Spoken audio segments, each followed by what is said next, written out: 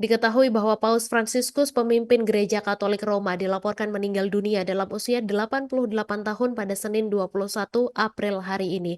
Hal ini diumumkan oleh Kardinal Kevin Farrell, Camerlengo Vatikan, pemegang wewenang administratif Vatikan saat tahta suci kosong. Dalam laporan resminya dijelaskan bahwa Uskup Roma Fransiskus sudah kembali ke rumah Bapa pada pukul 7:35 pagi ini, di mana pemimpin umat Katolik dunia ini wafat di kediamannya di Casa Santa Marta, Vatikan, setelah menderita pneumonia bilateral atau infeksi paru-paru serius di kedua paru-parunya. Dan setelah Paus Fransiskus wafat, serangkaian prosedur suci tradisional dan administratif dijalankan oleh Vatikan sesuai dengan aturan Gereja Katolik Roma. Kemudian Tribuners, untuk, siapa kandidat pengganti dari Paus Fransiskus ini, jadi ada beberapa kandidat terdepan untuk menjadi paus berikutnya yang dirangkum dari beberapa sumber. Yang pertama, Kardinal Luis Antonio dari Filipina, di mana dia sudah lama menjadi papabili terkemuka di antara para pengamat dan bandar taruhan Vatikan, dan jika terpilih dia akan menjadi paus Asia pertama dan paus pertama yang benar-benar fasih berbahasa Inggris dalam sejarah. Ia juga dikenal kritis terhadap perlakuan gereja terhadap kaum LGBT dan umat Katolik yang bercerai dan menikah lagi. Kemudian yang kedua ada Kardinal Peter Turkson dari Ghana yang berusia 76 tahun yang merupakan sarjana Alkitab multibahasa. Kardinal Peter Turkson, di mana dia digambarkan sebagai sosok yang menawan dan bertutur kata lembut dan sudah lama dianggap sebagai kandidat terdepan, namun pandangannya yang relatif liberal tentang homoseksualitas, ekologi, dan keadilan sosial membuatnya berselisih dengan beberapa kardinal dan uskup di negaranya sendiri. Kemudian ada yang ketiga, Kardinal Peter Erdo dari Hungaria, Tribuners, yang sudah lama menjadi tokoh penting dalam politik gereja kontemporer. Ia adalah seorang sarjana dan intelektual pemenang penghargaan, bahkan saat ini dipandang sebagai pilihan konsensus yang potensial. Dan sebagai seorang konservatif, Erdo sebelumnya menentang praktik umat Katolik yang bercerai atau menikah lagi untuk menerima komuni kudus.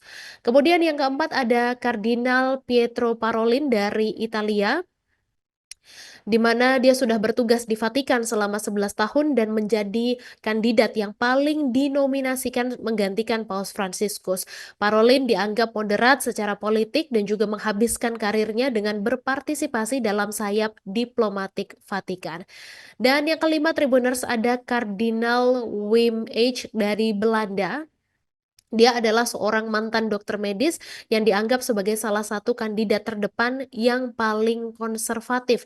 Dia juga dikenal sebagai konservatif yang gigih, dikenal karena penentangannya terhadap sikap Paus tentang pernikahan ulang dan perceraian sipil. Dan pandangannya bahkan juga seringkali menantang pendekatan liberal Paus Fransiskus. Kemudian yang keenam ada Kardinal Fridolin Ambongo Besungu dari Republik Demokratik Kongo, di mana dia dikenal karena sikap konservatifnya terhadap doktrin gereja dan juga dikenal karena sikap konservatifnya terhadap doktrin gereja.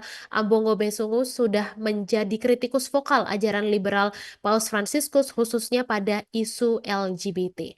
Kemudian yang ketujuh ada Kardinal Raymond Burke dari Amerika Serikat yang adalah seorang kritikus vokal Paus Fransiskus, di mana dia menganjurkan ajaran Katolik tradisional tentang pernikahan, ekaristi, dan isu-isu keluarga yang menjadikannya seorang pesaing konservatif terkemuka. Kemudian yang kedelapan ada Kardinal Robert Sarah dari Guinea yang kritiknya terhadap reformasi liturgi Paus Fransiskus dan kepatuhannya yang kuat terhadap ajaran Katolik tradisional dan juga sikapnya yang tegas dalam melestarikan misa Latin sudah membuatnya menjadi favorit di kalangan kaum tradisionalis. Kemudian yang kesembilan, Tribuners, ada Kardinal Matteo Zuppi dari Italia yang merupakan orang dalam di Vatikan milik Paus Fransiskus. Jadi Zuppi ini dipandang sebagai seorang moderat yang dapat melanjutkan agenda Paus, di mana dia dikenal karena fokusnya pada inklusivitas dan keadilan sosial. Dan yang terakhir ada Kardinal Giovanni Battista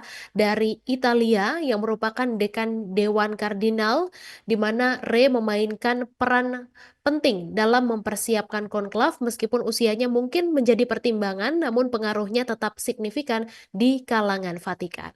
Download Tribun X sekarang, menghadirkan lokal menjadi Indonesia.